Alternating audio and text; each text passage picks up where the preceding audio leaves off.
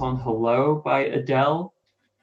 In that song, in the production, the brights of the violins are really cut out like this. The reason they are is because it makes so much more room for her vocal to be in the front. Now, it's to the point where the violins sound really muddled, but that was really intentional by the engineer.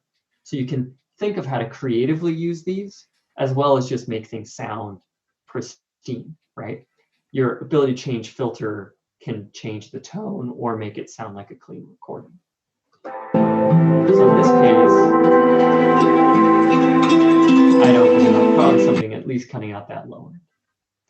Now, I'm just going to review some quick things because there's a lot you can do with just mixing on the EQ. But some helpful tips are, let's say I want to figure out what frequencies I'm boosting. I can hit this little headphone icon right here.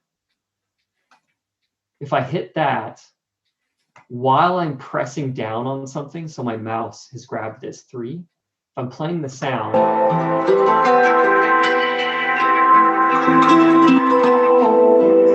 it actually solos what is happening with that particular band of the filter.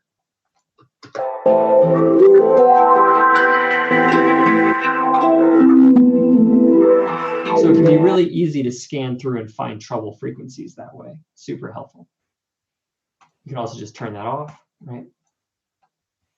You're seeing right here the actual frequencies that are playing. One thing that can be really helpful is if you want to figure out like what a note value of something is. This can be really helpful with a drum sound.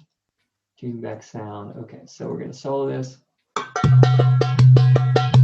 I can actually go into my audio effects, throw in an EQ8. See how that right there is spiking up a lot? If we open up this triangle, it gives us more room to play. If I put my mouse right here, right in this corner, it tells me both the frequency and the note value. So that I know that's a B note. Now, if I'm doing a song in A minor, or no, let's like do C sharp minor or something that's not using the B note, it might be nice for me to go in and change that, right? So now that I know it's a B note, I can come in here and I can transpose it up to, back. We've got it in C sharp, great. Right, so that's an easy way to know where your frequencies are and how you might change them. Let's shrink this again. The only other thing is you can turn on and off the different bands. You'll see that I can bring it down to a single one and edit it or add different ones. We also have different shapes, cutting out just the low end. And you'll see the shape kind of represents what's happening to it. So with this one, look, if I go up, everything behind it goes up. If I go down, everything behind it goes down. So it's just trying to visually show you. This one, it's going to push down and go back up, right? Same thing if I go up here, this is called. And you can actually open up your info right here and look, it actually names each one of those for you. So you can see the low cut, low shelf, bell, notch, high shelf, and so on. Right? And we can pick those different ones.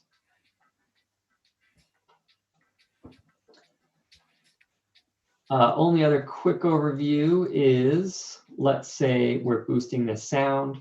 You notice I can grab it with my mouse and go up and down. That's the easiest way that I do it, is just grabbing it. But you can also come in here and scan through the frequency, the gain amount, and the Q amount. So the Q you see is how smooth it is or how sharp it is. So that sharpness I usually use for getting out a treble frequency. Like let's say there's just a weird buzz sound, or I don't know, like one tone that keeps coming out weird. I'll make a really high Q amount and cut it. If I'm boosting the sound, I'll usually do these nice soft what's called a wide boost, just make it really soft to bring up those frequencies. Let's look at the other EQs just while we're here. We have EQ3. My suggestion with EQ3 is don't use it. The reason why is it's not very good. It separates the bands in such a way that creates really weird phase shifting. It only gives you 3 bands, low, medium, high. This is great if you're setting up a live DJ mixer, right? And you're mapping to a DJ mixer, low, medium, high. But in terms of music production, just don't use this tool. The sound quality is pretty bad in terms of its output. You might not notice it on a single element, but if you have 10 elements and you're coming here just doing low, medium, high, it just doesn't give you the controls you need. So the quick of that is it's really not that useful. Don't bother. Now there was an updated version of this that just came out in live, one of their updates, which is the channel EQ. And the reason this one's better is see how it has a low, medium, high, just like the other one, but you can actually come in and change where that band, so if I'm in the mid band, I can kind of change where the mid band lays. Your low and your high will always be the same, but you can come in here and change this one. Now, again, I find the EQ8 way more usable, a lot more control in here, like the Q amount and all this other stuff. But if you want just a simple 3-band, this could be helpful for you. Much better overall sound quality than the EQ3.